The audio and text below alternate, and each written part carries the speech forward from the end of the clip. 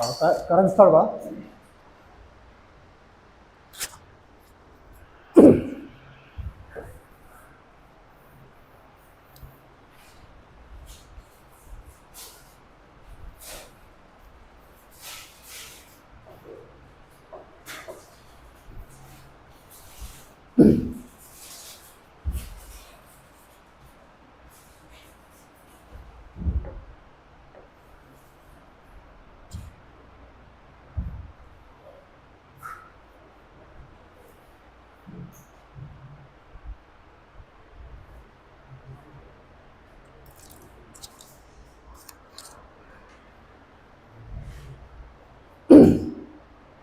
प्रदर्शन white white होणार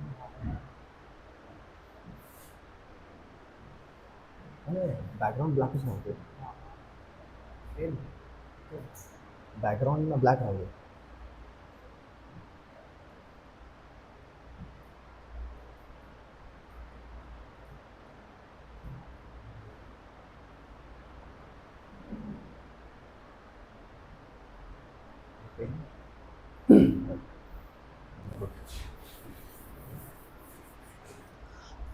थोडासा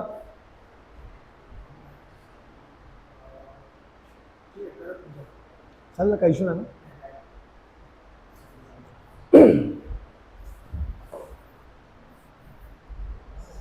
ओके, करूया स्टार्ट आपण. चलो, गुड मॉर्निंग एव्हरीवन. ओके, माझं नाव सांगतो पहिलं तुम्हाला. ओके, माझं नाव डॉक्टर सम्यक आहे. ओके, सो ॲक्च्युली मी डॉक्टर आहे, इंजेक्शनवाला, असा PhD वाला नाही बोलत आहे. ठीक आहे. So welcome all of you. Actually संकल्प MPSC अकॅडमी जे आहे आपण, सो आजपासून आपलं ओरिएंटेशन लेक्चर जे आहे ते स्टार्ट होणार आहे. ठीक आहे. सो बेसिकली ओरिएंटेशन लेक्चर जे असतं ना, ते आपल्याला 3 भागामध्ये डिवाइड करायचं असतं. ओके, सो पहिला पार्ट जो असतो अबाउट द इंट्रोडक्शन. ठीक आहे. आणि दुसरा पार्ट जो असतो ते एक इन्फॉर्मेशन असते, डिटेल इन्फॉर्मेशन, की आपण कोणत्या एक्झामसाठी तयारी करतोय किंवा कशासाठी आपण प्रिपेअर करतोय त्याच्यानुसार आहे. ठीक आहे. सो पहिला इंट्रोडक्टरी पार्ट जो आहे, मी तुम्हाला सांगितलं की माझं नाव डॉक्टर सम्यक आहे. मी तुमचा जॉग्राफी जे आहे, ओके, ही जॉग्राफीसाठी तुम्हाला स्पेशली शिकवणार आहे, त्याचा फॅकल्टी आहे मी. ओके, संकल्प MPSC अकॅडमी ज्याला बोलतो आपण तिकडे. ठीक आहे. नाव मला फक्त एवढं सांगा की आजचं जे आपलं ओरिएंटेशन लेक्चर होणार आहे, स्पेशली मी जॉग्राफी संदर्भात तुम्हाला माहिती देणार आहे आणि एक्झामबद्दल डिटेल इन्फॉर्मेशन पण देणार आहे तुम्हाला. ठीक आहे. सो त्याच्याबद्दल तुम्ही ऐकून घ्या फक्त. आता एक्झाम बेसिकली आहे ना, संकल्प MPSC अकॅडमी जी आहे आपली, बेसिकली कंबाईंड B सर्व्हिसेस आणि कंबाईंड C सर्व्हिसेस याच्यावर जास्त फोकस करणार आहोत आपण. ओके, कारण ह्या एक्झाम ज्या आहेत, ओके, ह्या एक्झाम फक्त 2 स्टेजेस असतात.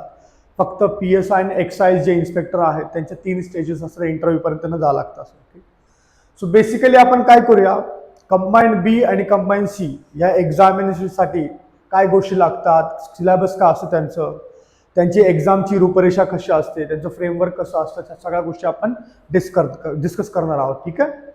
मग त्या संदर्भात समजा तुम्हाला काही डाऊट वगैरे असेल ना, तर during lecture you can ask me. Okay, कोणतेही डाऊट कसं पण असेल ना, तुम्हाला समजा स्पेलिंग नाही समजलं किंवा कोणती गोष्ट नाही समजली, तुम्ही बिंदास विचारा. ओके, मग आपण आज डिटेलमध्ये चर्चा करणार आहोत त्या संदर्भात बघूया. ठीक आहे. मग आय होप की तुम्ही ना कंबाईंड B जी एक्झाम आहे, ओके, कंबाईंड B आणि कंबाईंड C जी एक्झाम आहे ती गोष्ट, दुसरी गोष्ट MPSC ची क्लास 1 सर्व्हिसेस आणि UPSC ची, ओके, ज्याला आपण सुपर क्लास 1 सर्व्हिसेस जे आहे त्याला बोलतो आपण. सो या सगळ्या गोष्टी बघू आपण आज. So will start from the combined B आणि कंबाईंड C एक्झामिनेशन पासून स्टार्ट करायचं आहे. ठीक आहे. So let's one by one बघूया आपण याच्यामध्ये. चला, आता तुम्हाला सगळ्यांना माहित असेल, ओके, बेसिकली तुम्हाला थोडीफार आयडिया असेल की ही कंबाईंड B सर्व्हिसेस जी एक्झाम आहे किंवा कंबाईंड C सर्व्हिसेस एक्झाम जे आहे ते त्याच्यामध्ये कोणत्या कोणत्या पोस्ट येतात किंवा कोणत्या कोणत्या एक्झामच्या सिलेबस वगैरे आहे, त्या सगळ्या गोष्टी बघायच्या आपल्याला. सो बघा आता इकडे नॉर्मली कंबाईंड B ही जी एक्झाम आहे, ओके, MPSC कंडक्ट करत असते. Okay, Maharashtra public service commission तुम्हाला सगळ्यांना माहित आहे. कंबाईंड B, या कंबाईंड B मध्ये ना मोस्ट प्रोबॅबली ज्या पोस्ट असतात तुम्हाला माहित आहे, सगळ्यात टॉपची पोस्ट जी आहे, ओके, SR ज्याला बोलतो आपण, सब रजिस्ट्रार ज्याला बोलतो आपण, ठीक आहे, ती आहे. त्याच्यानंतर मग ASO जे आहे मंत्रालयामध्ये, मंत्रालयामध्ये ASO, ह्या क्लास बीच्या पोस्ट आहेत सगळ्या, ठीक आहे. ASO आहे, नंतर मग STI, okay, sales tax, state tax बोलतात त्याला, आता पहिलं सेल्स टॅक्स बोलायचं, आता त्याला स्टेट टॅक्स बोलतात त्याला. तो स्टेट टॅक्स इन्स्पेक्टर झाला आहे त्यामध्ये, ठीक आहे. नंतर मग PSI नावाची आहे, ओके, मग PSI तर सगळ्यांना माहीत आहे, पोलीस सब इन्स्पेक्टर वगैरे असं. आणि अजून पोस्ट ऍड होतील हळूहळू MPSC मार्फत, ओके. सो ह्या टॉप 4 ज्या पोस्ट आहेत ना, त्या कंबाईन B ज्याला बोलतो आपण, त्या सर्व्हिसेसमध्ये मोडतात, ठीक आहे. ओके, आता आपण कंबाईन C बद्दल बघूया. कंबाईन C जे आहे, कंबाईन C, ओके, याच्यामध्ये पण MPSC कंडक्ट करते ही, ओके. याच्यामध्ये पण पोस्ट तुम्हाला माहीत असतील, ओके. क्लर्क जे आहे, क्लर्क आहे, टॅक्स असिस्टंट आहे, ओके. नंतर काय टेक्निकल असिस्टंट जे आहे ती पण आहे याच्यामध्ये. सगळ्यात मेन पोस्ट याच्यामध्ये एक्साइज सब इन्स्पेक्टर जे आहे ते, आणि इंडस्ट्रियल इन्स्पेक्टर म्हणून आहे, ठीक आहे. ह्या पोस्ट आहे. या पोस्ट फक्त तुम्हाला दाखवतो, ते फक्त ऐकून घ्या.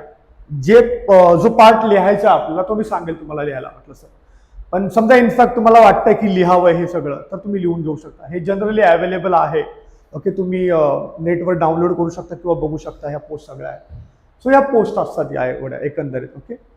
आता ह्या पोस्टसाठी तयारी कशी असते, सिलेबस काय असतं, काय वाचायला लागतं आपल्याला, या सगळ्या गोष्टी आपण आता जाणून घेऊया, ठीक आहे. स्पेशली आपण ह्या दोघांवर फोकस करणार आहोत. नंतर मग क्लास 1 काय असतं, सुपर क्लास 1 काय असतं ते आपण डिस्कस करूया आपण, ठीक आहे. चालेल. आता सगळ्यात पहिलं आपण हे बघूया, कंबाईंड B आणि कंबाईंड C एक्झाम जे आहे, ओके, त्या संदर्भात बघूया आपण. लक्षात ठेवा, कंबाईंड B, ओके, B आणि C या सर्व्हिसेसच्या ज्या एक्झाम आहेत, ओके, या सर्व्हिसेसच्या ज्या एक्झाम आहेत ना, त्या मी तुम्हाला सांगितलं ना, काही पोस्ट सोडल्या तर बाकी उरलेल्या जेवढ्या पोस्ट आहेत ना, फक्त 2च स्टेजेस असतात त्यांच्या. म्हणजे कोणत्या? एक आहे प्रिलिमिनरी एक्झाम, ओके, ही प्रिलिमिनरी एक्झाम असते, आणि दुसरी असते मेन्स एक्झाम. मेन्स एक्झाम असते, ठीक आहे. प्रिलिमिनरी एक्झाम असते आणि मेन्स एक्झाम असते. फक्त PSI किंवा एक्साइज सब इन्स्पेक्टर जे आहेत त्यांना इंटरव्ह्यू पण असतो, ओके. त्यांना मैदानी वगैरे वगैरे या सगळ्या गोष्टी असतात, okay. So basically I hope की याच्या संदर्भात आपल्याला डिस्कस करायचं आहे. सो एक एक गोष्ट मी तुम्हाला सांगतो ती व्यवस्थित बघा. सगळ्यात महत्त्वाची गोष्ट आपण आता याचं सिलेबस जे आहे ते डिकोडिंग करूया आपण, ठीक आहे. आता तुम्हाला माहित आहे, कंबाईंड B आणि C याच्या ज्या एक्झाम्स असतात, स्पेशली प्रीची एक्झाम जी आहे, ओके, याच्यामध्ये GS चे बरेच सब्जेक्ट असतात, ठीक आहे. मग आता ह्याच्या एक्झामचं पॅटर्न कसं असतं ना, ते आपण डिस्कस करूया व्यवस्थित, ठीक आहे. सगळ्यांनी बघा. समजा आता ह्या महिन्यामध्ये, मार्चच्या महिन्यामध्ये कंबाईंड B जी आहे 2026 ची एक्झाम जी आहे त्याचं नोटिफिकेशन येणार आहे, ओके, प्री एक्झामचं, ठीक आहे. मग ती प्री एक्झामचं नोटिफिकेशन येतं, मेन्सचं पण येत असतं नंतर जेव्हा तुम्ही पास व्हाल. समजा ते नोटिफिकेशन आलं, मग त्याच्यामध्ये सगळं सिलेबस वगैरे दिलेलं असतं, काय असतं ते, पोस्ट किती येणार आहेत, काय येणार आहेत, कोणत्या सगळ्या गोष्टी दिलेल्या असतात. मग आपण त्याच्याबद्दल बघू. प्री एक्झाम आहे, प्री एक्झाम. या प्री एक्झाम जी आहे ना, ही असते 100 क्वेश्चन आणि त्याचे मार्क असतात 100, ओके. म्हणजे जी प्री एक्झाम असते कंबाईंड B आणि C ची दोन्ही पण प्री एक्झाम बद्दल बघतो आपण. त्याचे क्वेश्चन्स असतात 100 आणि त्याला मार्क्स असतात 100, आणि टोटल मिनिटे जे आहेत म्हणजे ड्युरेशन ते आहे 1 आवर किंवा आपण बघतो 60 मिनिट. किती मिनिटं असतात? 60 मिनिट. म्हणजे विचार करा तुम्हाला ना 100 प्रश्न सॉल्व्ह करायचे किती मिनिटामध्ये? 60 मिनिटामध्ये. कळलं? लक्षात ठेवा, ओके. म्हणजे असं आपण एकंदरीत पकडलं की एका मिनिटाला एक प्रश्न, तर फक्त 60च प्रश्न होतात. मग 40 प्रश्न कधी सॉल्व्ह करायचे? मग ते चॅलेंजिंग असं लक्षात ठेवा. मग ते चॅलेंजिंग जे आहे तो टास्क कसा कम्प्लीट करायचा, कोणत्या गोष्टीवर किती फोकस द्यायचा, हे सगळं आपण ना संकल्प MPSC अकॅडमी जे आहे त्याच्यामध्ये शिकणार आहोत. लक्षात ठेवा, ठीक आहे. आता बघा आपण त्याचं डिव्हिजन कसं असतं ते बघूया आपण. हे जे प्री एक्झामचे जे क्वेश्चन्स असतात ना 100, त्याचं डिव्हिजन बघ कसं आहे. आपण याला ना 7-8 पार्टमध्ये डिवाइड करूया आपण. लक्षात घ्या. सगळ्यात पहिलं आहे ना, एक विषय तो आहे इतिहास, हिस्ट्री, ओके. दुसरा विषय घेऊया आपण जॉग्राफी. तिसरा विषय घेऊया आपण पॉलिटी, ओके. पूर्ण लिहितो मी इथं, पॉलिटी, इथं जॉग्राफी आणि इथं हिस्ट्री, ठीक आहे. नंतर पुढे आहे इकॉनॉमिक्स, नंतर आहे general science, okay, general science, okay. आपण प्री बद्दल बोलतो, लक्षात ठेवा, जनरल सायन्स. त्याच्यानंतर आहे करंट अफेअर आहे, ओके. आणि मग सीसॅट किंवा ज्याला शॉर्टकटमध्ये आपण सीसॅटच बोलतो आपण, मॅथ्स रिझनिंग वगैरे ज्याला बोलतो आपण, ज्याच्यामध्ये मॅथ्स आणि रिझनिंगचे टॉपिक्स वगैरे वगैरे असतात. ओके, ते सगळे आहेत बघा. आता इथे हा इथे हे झालं जनरल सायन्स, करंट अफेअर वगैरे वगैरे झालं, पॉलिटी. ठीक आहे, आता बघा इकडे सगळ्यांनी व्यवस्थित. आता बघा हिस्ट्री. हिस्ट्रीला आहे ना, हिस्ट्रीला नॉर्मली बघा 10-12 प्रश्न येत असतात, कधी कधी 15 पण प्रश्न येतात आहे. ओके, मग आता बघा 19-20 होत राहतं याच्यामध्ये. मग बघा आता एक व्यवस्थित काय आपण काय करूया, याच्यापासून स्टार्ट करायचं आहे. हे जे 3 विषय जे आहेत, ओके, हे जे 3 विषय, हे 3 विषय आणि हे बाकीचे उरलेले विषय बघा काय. कंबाईंड बी आणि कंबाईंड सी ची जी एक्झाम असते ना, त्याच्यामध्ये तुम्हाला पास व्हायचं असेल व्यवस्थित एकदम, म्हणजे जी कट ऑफ असते ती क्रॉस करायची असेल ना, तर तुमचा फोकस जो आहे तो कोणत्या विषयावर जास्त पाहिजे ते बघा. आता नॉर्मली बघा हे 3 विषय बघूया आपण. आता मला वाटतं 2000 म्हणजे कोविड नंतरच, ऍक्च्युली कोविड जेव्हा गेला ना त्याच्यानंतरच, किंवा आपण असं गृहित धरूया 2021, 22 किंवा 23 पासून आहे ना, एमपीएससीने पॅटर्न चेंज केलंय. पूर्वी सीसॅट किंवा मॅथ्स आणि रिझनिंग जे आहेत, ओके, म्हणजे आपण असं गृहित धरूया 2021 किंवा 22च्या अगोदर जे पेपर व्हायचे ना, त्याच्यामध्ये याचे 15 प्रश्न यायचे. किती यायचे? 15 प्रश्न.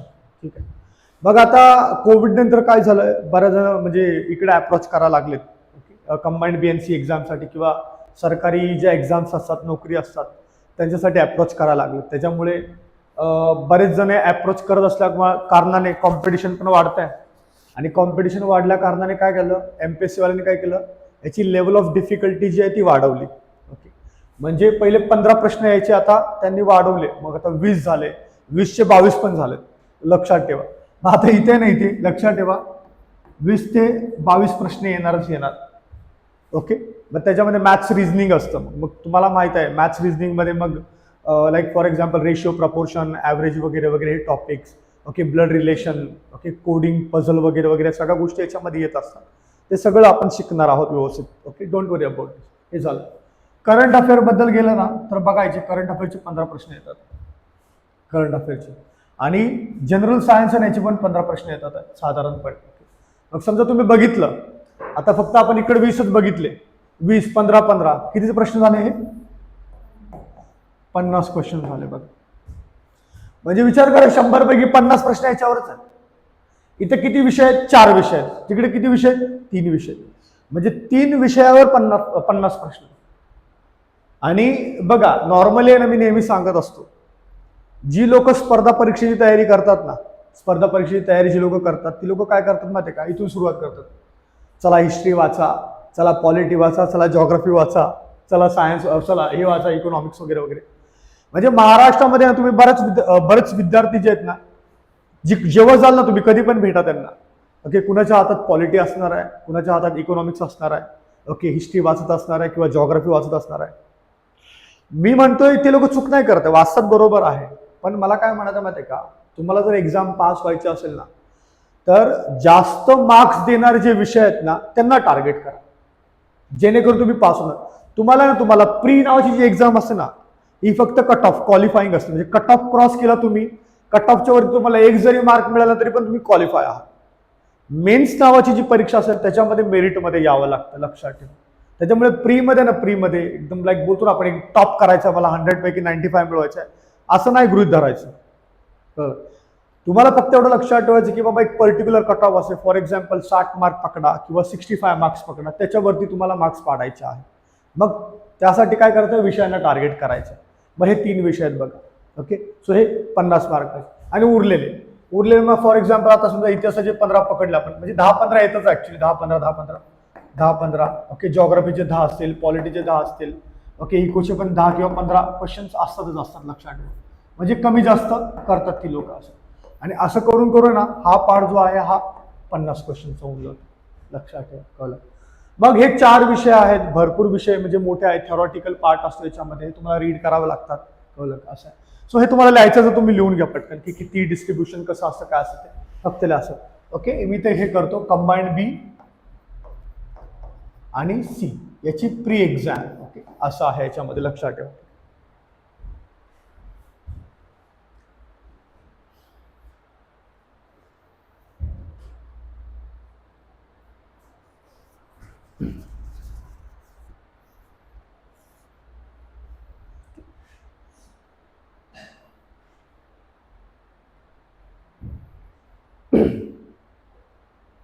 सो हे एक्झामचं पॅटर्न असतं. जेव्हा आपली प्री एक्झाम असते तेव्हा ह्या सगळ्या गोष्टी असतात त्याच्यामध्ये.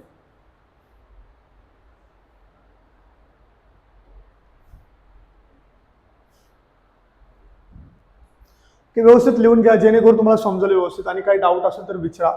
ओके, आपल्याला अजून खूप डिटेलमध्ये बघायचं आहे. So no worry about this things.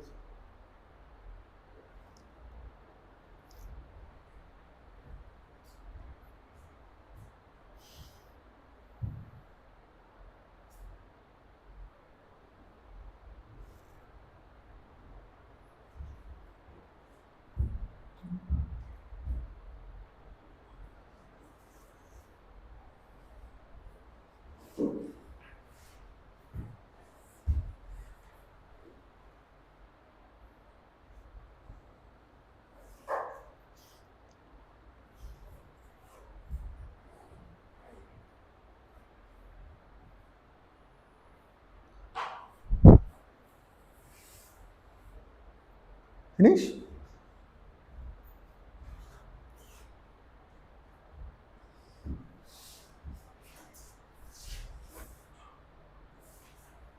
Okay, आता बघा याच्यामध्ये ना, आता मी तुम्हाला ऑलरेडी सांगितलं की हा जो पॅटर्न आहे हे प्रीच्या एक्झाम मध्ये असतं, लक्षात ठेवा. ठीक आहे, हे प्री मध्ये सगळं डिस्ट्रीब्युशन असतं.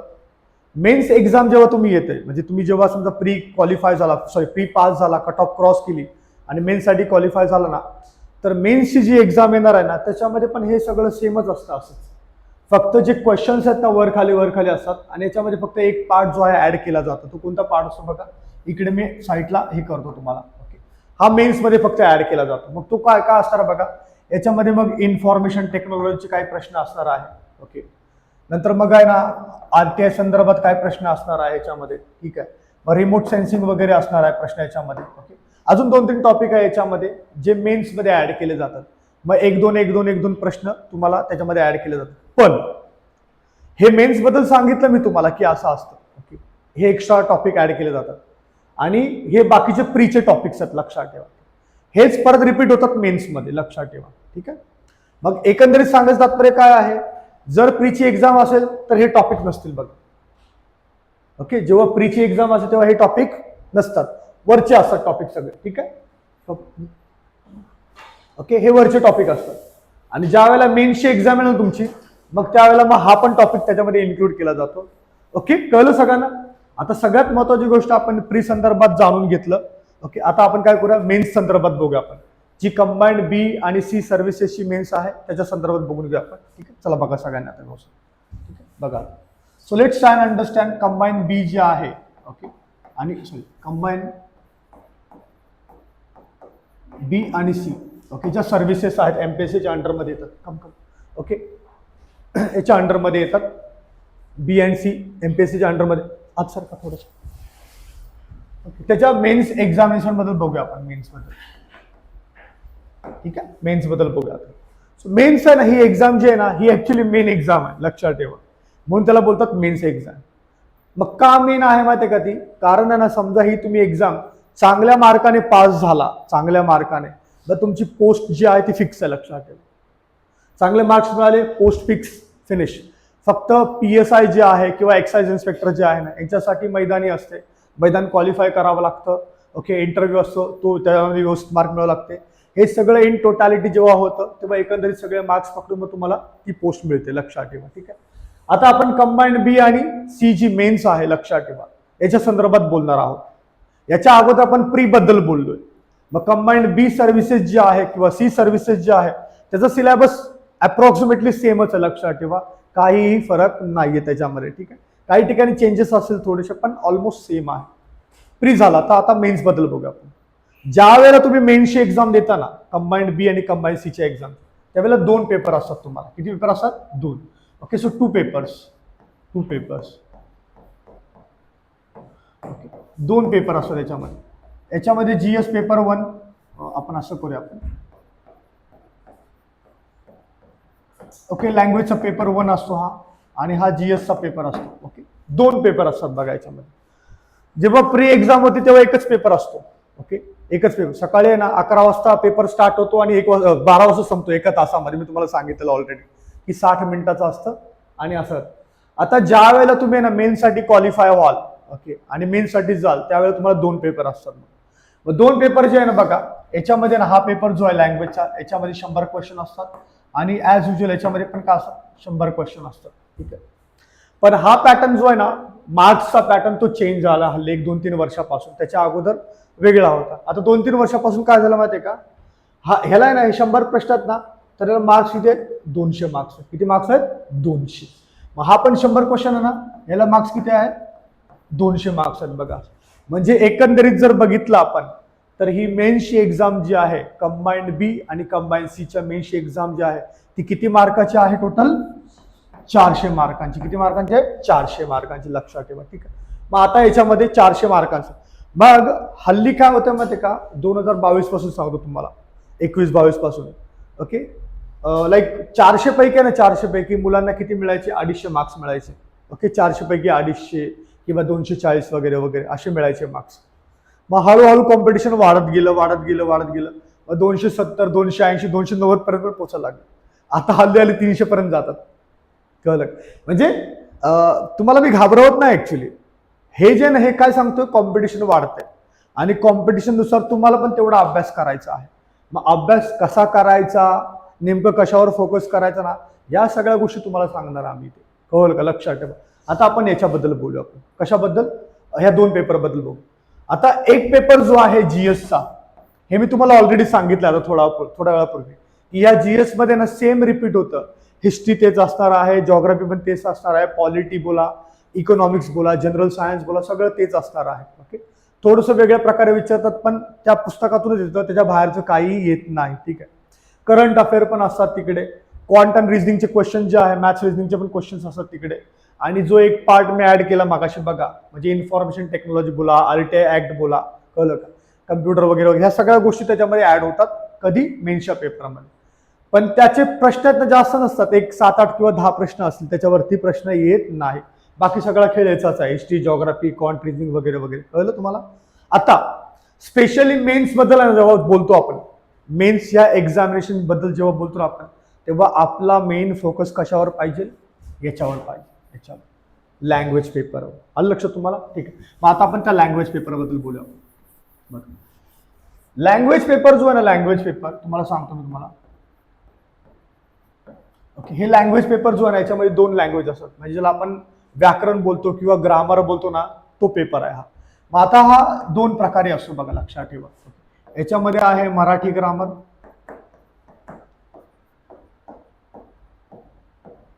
ओके, मराठी व्याकरण ज्याला बोलतो आपण, आणि दुसरं आहे इंग्लिश ग्रामर. ओके, असे 2 आहेत. मराठी ग्रामर, इंग्लिश ग्रामर, दोघांना 50-50 क्वेश्चन असतात, लक्षात ठेवा. ठीक आहे. ओके, पूर्वी याच्यामध्ये चेंजेस होते ऍक्च्युली. ओके, पूर्वी याच पेपरमध्ये वेगवेगळ्या गोष्टी ऍड करायच्या, पण आता आहे ना स्ट्रिक्टली 50-50 क्वेश्चन येतात त्याच्यावरती. आता तुम्हाला गंमत सांगतो, आता लक्षात ठेवा. इकडे मराठी ग्रामर आहे ना, मराठी ग्रामर, ओके, बघायला गेलं तर सोपं आहे. मराठी ग्रामर बघायला गेलं सोपं आहे का, कारण तुम्हाला रट्टा मारायचा, फक्त पाठांतर करायचं आहे. कळलं? मग कंपॅरेटिव्हली जर तुम्ही बोलतो ना आपण, लाईक मराठी शाळेच्या बॅकग्राऊंडचे असाल तुम्ही, व्हर्नॅक्युलर मीडियमचे किंवा इंग्लिश मिडियमचे जरी असेल, तरी या दोघांपैकी तुम्हाला कोणतातरी एक विषय सोपा जाणार आहे, लक्षात ठेवा. ठीक आहे. पण समजा जरी जात नसेल तरी आपण जे इकडे शिकणार आहोत त्याच्यामध्ये बऱ्याच शॉर्टकट ट्रिक्स वगैरे आहेत. कसं लक्षात ठेवायचं ग्रामर, नेमकं कसं ओळखायचं, ओके, काही टेक्निक्स असतात क्वेश्चन सॉल्व्ह करायची, ते क्वेश्चन कसे सॉल्व्ह करायचे, कसे नाही सॉल्व्ह करायचे, त्या सगळ्या गोष्टी आपण इथे शिकणार आहोत, लक्षात ठेवा. ठीक. सो एकंदरीत सांगायचं तात्पर्य काय आहे तुम्हाला, की हा जो पेपर आहे लँग्वेज पेपर, हा मेन पेपर आहे तुमचा. कारण बघा, मी तुम्हाला ऑलरेडी सांगितलंय काय, की जीएसचा जो पेपर असतो, history, geography, polity, economics, current affair, science वगैरे वगैरे, सगळेच जण असतात करणारे महाराष्ट्रामध्ये, लक्षात ठेवा. महाराष्ट्रामध्ये सगळेच जण याची तयारी करत असतात. पण फार कमी विद्यार्थी असे असतात, ज्या लोकांचं सिलेक्शन होतं ना, असे विद्यार्थी फार कमी असतात ज्यांची याच्यावर पकड असते, मराठी आणि इंग्लिश ग्रामरवर. मग तुम्हाला मी आतापासूनच सांगतो, म्हणजे आजच पहिला दिवस पकडा तुम्ही. जर तुम्ही इंटरेस्टेड असाल कंबाईंड बी आणि कंबाईंड सी सर्व्हिसेस करायचे तुम्हाला, आणि नंतर मग एमपीएससीची क्लास 1 सर्व्हिस वगैरे वगैरे करायची आहे ना, तर मी तुम्हाला आजपासून सांगतो की ग्रामर वाचायला सुरुवात करा. कळलं? कसं वाचायचं, कसं नाही वाचायचं, त्याचा अभ्यास कसा करायचा, कसं नाही करायचा ना, या सगळ्या गोष्टी आम्ही सांगणार आहोत, लक्षात ठेवायचं. ठीक आहे. सो हा आहे ग्रामर पेपर. ह्या ग्रामर पेपरमध्ये ना मी तुम्हाला म्हटलो ना, हा इझी असतो. इझी म्हणजे काय माहिती आहे का, जर तुम्ही अभ्यास केला तर तुम्हाला हे इझी जाणारच आहे. पण याच्यामध्ये मी डॅम शुअर सांगतो की हे 100 क्वेश्चन असतात, 100 याच्यामध्ये तुम्ही 85 प्रश्नापर्यंत जाऊ शकता आरामात. 85 प्रश्नापर्यंत विचार करा तुम्ही. मग समजा आपण निगेटिव्ह मार्किंग पकडून वगैरे वगैरे समजा 85 तुम्हाला आले, ओके, समजा 85 सोडा 80 आले तुम्हाला समजा, ओके, मग किती आल्याचे मार्क्स? 160. कारण 200 पैकी पेपर आहे हा, ओके, 160. आणि जीएसचा पेपर जो तुम्हाला आला, तुम्ही समजा 100 पैकी 60 मार्क मिळाले तुम्हाला, 100 पैकी 60 मार्क मिळाले, तर 60 मार्क पकडू आपण, मग 120 पकडू आपण, त्याची किती झाले बघा. 400 पैकी 280 पर्यंत पोहोचला तुम्ही आरामात. हे 280 मार्क्स जे हे म्हणजे काय, तुमचे पोस्ट कन्फर्म झाले. ओके, जरी तुम्ही महाराष्ट्रामध्ये टॉप न आले, जरी टॉप 10 मध्ये न आले, तरी पण एक पोस्ट तुमची कन्फर्म असणार आहे. STI, ASO वगैरे कोणती तरी पोस्ट कन्फर्म होईल. आणि ज्यांना PSI बनायचं आहे, ज्यांना PSI ते तर ऑलरेडी क्वालिफाय होतं, कळलं. फक्त त्याला काय मैदानी वगैरे करावं लागतं, इंटरव्ह्यू वगैरे करावं लागतं, बस दॅट्स इट. असं म्हणजे विचार करा तुम्ही की ह्या पेपरमध्ये ना, या पेपरमध्ये कसे मार्क्स पाडले जातील त्याची स्ट्रॅटेजी आपण आखणार आहोत. ओके, आणि तुम्ही बरोबर तिथपर्यंत पोहोचणार आणि ती कट ऑफ क्रॉस करू शकता तुम्ही. लक्षात ठेवा, मार्कांची लीड जी असते ती घेऊ शकता तुम्ही.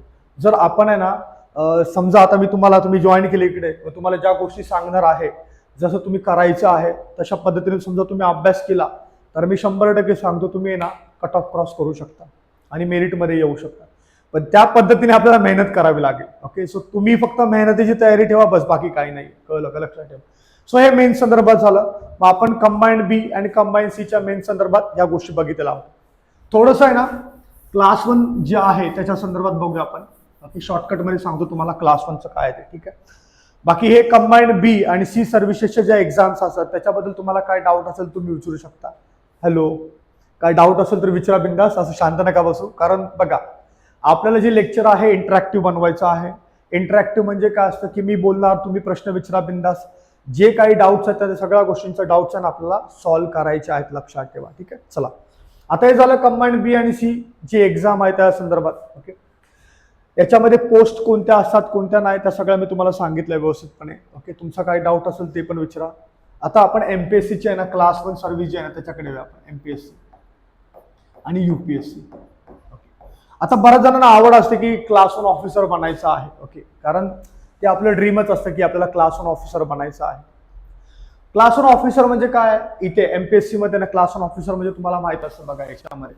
Okay, deputy collector. ओके, नंतर काय DYSP आहे. ओके, नंतर काय assistant. Okay, state tax commissioner. Okay, assistant commissioner of state tax वगैरे वगैरे आहेत. ओके, अजून बऱ्याच पोस्ट आहे, ज्यानंतर तहसीलदार आहे. ओके, या सगळ्या ना क्लास 1 ऑफिसर जे आहेत ना याच्यामध्ये मोडतात MPSC क्लास 1 सर्व्हिसेस मध्ये. ठीक आहे.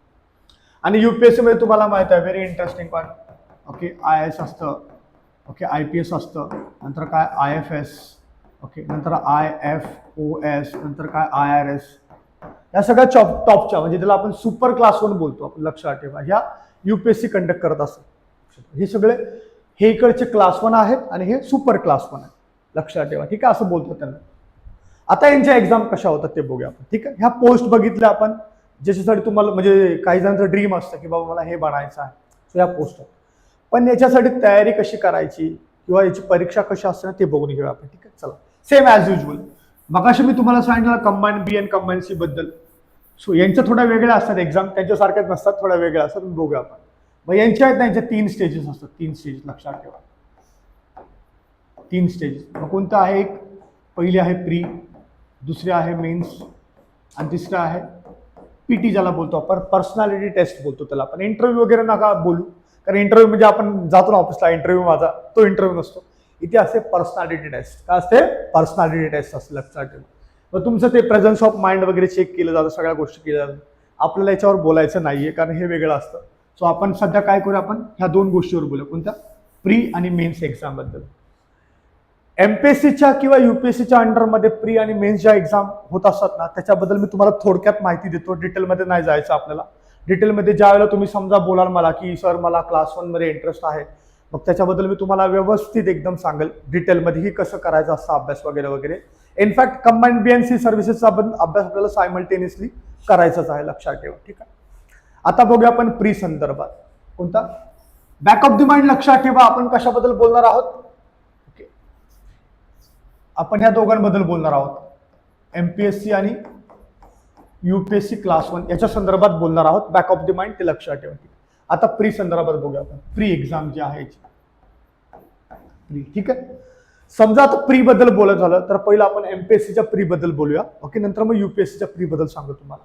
मग MPSCची प्री बघा काय. MPSCची प्री जी आहे ना, आपण ह्याला डिव्हिजन करूया आपण ह्याला. MPSCचे प्री जे आहे याचे प्रश्न असतात किती असतात, 100. ठीक आहे, 100 प्रश्न असतात आणि याचे मार्क्स जे आहेत ते आहेत 200. ठीक आहे. मग आता प्री आहे ना, ही प्री एक्झाम जी आहे MPSCची, ओके, किंवा UPSCची, दोघांची, MPSC आणि UPSC याची प्री एक्झाम जी आहे ना ते 2 पेपर असतात. समजलं. सो 2 पेपर कोणते असतात, एक आहे GSचा पेपर आणि दुसरा आहे CSATचा पेपर. ओके, बघा प्रीमध्ये एक पहिला पेपर जो असतो तो असतो GSचा आणि दुसरा असतो CSATचा. ओके ओके हे ऍप्टिट्यूड टेस्ट असते, लक्षात ठेवा. ठीक आहे. सो हे 2 पेपर असतात. मग एक पेपर सकाळच्या वेळेला असतो, मग सकाळी 11 ते 1 वाजेपर्यंत किंवा 10 ते 12 वाजेपर्यंत, लक्षात ठेवा टायमिंग. आणि हे मग दुपारच्या वेळेला असतो, 3 ते 5 हा पेपर असतो, लक्षात. याच्यामध्ये सगळं क्वांट रिझनिंग कंबाईन वगैरे वगैरे सगळ्या गोष्टी असतात. सो आपण बघूया, आपण सगळ्यात पहिला हा पेपर बघूया आपण GSचा.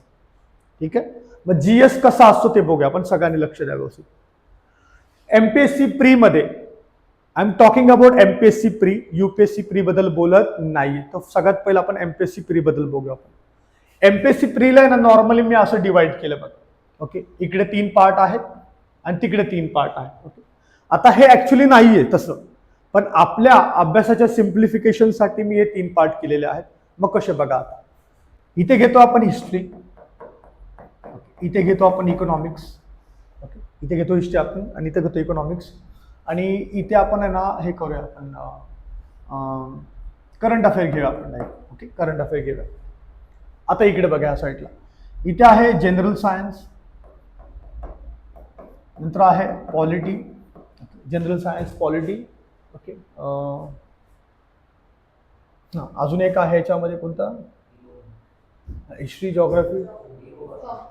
हा, एक जॉग्राफी आहे याच्यामध्ये. मग हे 3 तर झाले. मग इथं जॉग्राफी प्लस एन्व्हायरमेंट असे घेऊया आपण. ठीक आहे. आता हे असं डिव्हिजन का केलं त्याच्या पाठीमागं कारण आहे बघा. हे जे 3 विषय जे आहेत ना, हे थेरॉटिकल आहे, थिअरी बेस्ड. म्हणजे हिस्ट्रीमध्ये तुम्हाला खूप वाचावं लागतं. ओके, आणि करंट अफेअरमध्ये पण डेली रीडिंग असते. बघा व्यवस्थित बघा काय ते. हिस्ट्री आणि हिस्ट्री तुम्ही रीड करायचे, रीड करा. याच्यामध्ये कोणत्याही प्रकारचा कॉन्सेप्ट नाहीये, काय नाही. समजा मी आलो आणि तुम्हाला इतिहास सांगितलं, तुम्ही ऐकणार हा इतिहास भारी आहे, मस्त आहे एकदम. कॉन्सेप्ट काहीच नाहीये. ओके, मग इतिहास सांगणार मी तुम्हाला. म्हणजे हा रीडेबल सब्जेक्ट आहे, रीड करायचं तुम्हाला, रीड करायचं, लक्षात ठेवायचं.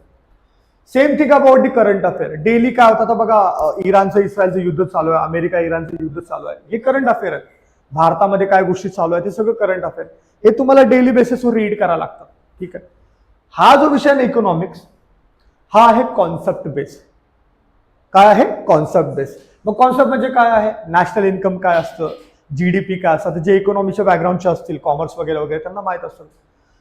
जोपर्यंत तुम्हाला GDP काय आहे, GNI काय आहे, नॅशनल इन्कम काय आहे हे वाचून नाही करणार, हे सांगावं लागेल तुम्हाला, कॉन्सेप्ट कळावं लागेल, मग तो असतो. ओके, याच्यामध्ये नॉर्मल आहे ना बघा, याचे 15 प्रश्न येतात.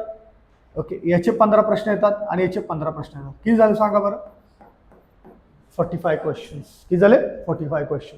ओके, आता इकडे बघा या साईडला, या साईडला भेटले, हे आहे जनरल सायन्स, हे आहे पॉलिटी आणि हे आहे geography plus environment. General science म्हटलं तर तुम्हाला माहित आहे कॉन्सेप्ट जास्त असतात. मग एकदा मी कॉन्सेप्ट सांगितला तुम्हाला. ओके, एखाद्या गोष्टीचा कॉन्सेप्ट सांगितला. ओके, की सूर्य जो आहे कसा फिरतो, कुठून फिरतो, हे जर तुम्हाला मी एकदा सांगितलं कॉन्सेप्ट, किंवा सायन्सचे काही नियम आहे, न्यूटन्स लॉ ऑफ मोशन्स वगैरे वगैरे, एकदा सांगितलं आणि व्यवस्थित उदाहरण दिलं, तुमचं लक्षात राहणार ते. मग 4-5 दिवस तुम्ही काय विसरत नसता. मग कळलं असं, हे कॉन्सेप्ट आहे. याच्यामध्ये जास्त वाचायची गरज नसते, कॉन्सेप्ट. सेम थिंग इकडे जॉग्राफी अँड एन्व्हायरमेंट. मग मी तुम्हाला सांगितलंय की मी तुमचा जॉग्राफीचा फॅकल्टी आहे. ओके, इनफॅक्ट पॉलिटी पण मी शिकवलं नंतर, पण जॉग्राफीचं जे आहे ते मेन शिकवणार आहे. आणि समजा मी असेल जॉग्राफी शिकवायला, पण टेन्शन घेऊ नका, कारण तुमचा कॉन्सेप्ट क्लिअर होऊन जाईल डेफिनेटली. ठीक आहे, इकडे जॉग्राफी आहे आणि पॉलिटी. समजा यांच्या मार्कांचं डिस्ट्रीब्युशन बघायचं झालं तर बघा कसं आहे. ओके, जनरल सायन्स इथे जवळपास 20 प्रश्न येतात त्याचे, 20 प्रश्न जवळपास. जॉग्राफी आणि एन्व्हायरमेंट पकडून 20 प्रश्न येतात, याचे 15 प्रश्न असतात पॉलिटीचे. मग किती झालं सांगा बरं हे टोटल? 55. कळलं का? मग इकडे 45 प्रश्न भरपूर रीड करायला लागते, इकडे 55 प्रश्न, याच्यामध्ये कमी रीड करून कॉन्सेप्ट जास्त करावा लागतो असं आहे. ठीक आहे, आता 55 प्रश्न म्हणजे जवळपास किती मार्क्स झाले? 110 मार्क्स झाले तुम्हाला. ठीक आहे, आता विचार करा, तुम्ही जस्ट विचार करा, ह्या समजा आपण इकडे शिकवणार आहोत आणि तुम्ही कॉन्सेप्ट व्यवस्थित हँडल केले, सगळे पेपर व्यवस्थित सॉल्व्ह केला, कसं सॉल्व्ह करायचं, काय सॉल्व्ह करायचं आम्ही सांगणार तुम्हाला. या सगळ्या गोष्टी जर तुम्ही केल्या ना व्यवस्थित, तर मी तुम्हाला 100% सांगतो याच्यामध्ये 55 पैकी तुम्हाला समजा 35 आले, आपण गेस करूया, समजा 55 पैकी 35 मार्क आले तुम्हाला. ओके, पकडू आपण 35 आले. ओके, आणि इकडे 45 पैकी समजा 30 आले, किती झाले सांगा बरं? 65 झाले दोघांचे मिळून. मग 65, ओके 65 पकडू आपण. 65 म्हणजे किती झालं सांगा बरं दोघांचे? 130. किती झालं मार्क? 65चे डबल करा, किती मार्क झाले? ओके, 130. बरोबर. समजा तुम्ही 65 क्वेश्चन राईट आणले एक्झाम मध्ये, 65 क्वेश्चन राईट आणले, तुम्हाला मिळतात 130 मार्क्स. किती मिळतात? 130 मार्क्स. तुम्हाला माहित आहे एमपीएससीची कट ऑफ जी आहे, एमपीएससीची कट ऑफ जास्तीत जास्त कट ऑफ जी लागलेली आहे ना, म्हणजे आता हल्ली बोलतोय मी, म्हणजे तुम्हाला आहे ना 120 मार्क्स तरी पाहिजे. किती मार्क्स पाहिजे? 120 मार्क्स पाहिजे. कधी? जेव्हा पेपर खूप सोपा असतो. पेपर सोपा असतो तर मग कट ऑफ हाय जाते, पण समजा पेपर मीडियम लेवलचा असेल तर मग तुम्हाला किती मिळणार? 115 किंवा 116 मार्क्स पाहिजे पास व्हायला. पण विचार करा तुम्ही किती मार्क्स पाडलेत? 65 क्वेश्चन्स घेऊन तुम्ही 130 मार्क पाहिजे. अजून कमी करा, अजून कमी करायचे ते क्वेश्चन. ओके, तुम्हाला 115 120 पर्यंत मार्क्स पाडायचे, तेव्हा तुम्ही क्वालिफाय होणार. मग कोणत्या एक्झामसाठी? मेन्ससाठी. कळलं का? सो हे सगळं पेपर 1 बद्दल झालं. कुणाला समजा लिहायचं असेल तर तुम्ही लिहून घ्या वाटलं सर पेपर 1 बद्दल. ठीक आहे, ज्यांना लिहायचं त्यांनी लिहून घ्या व्यवस्थित.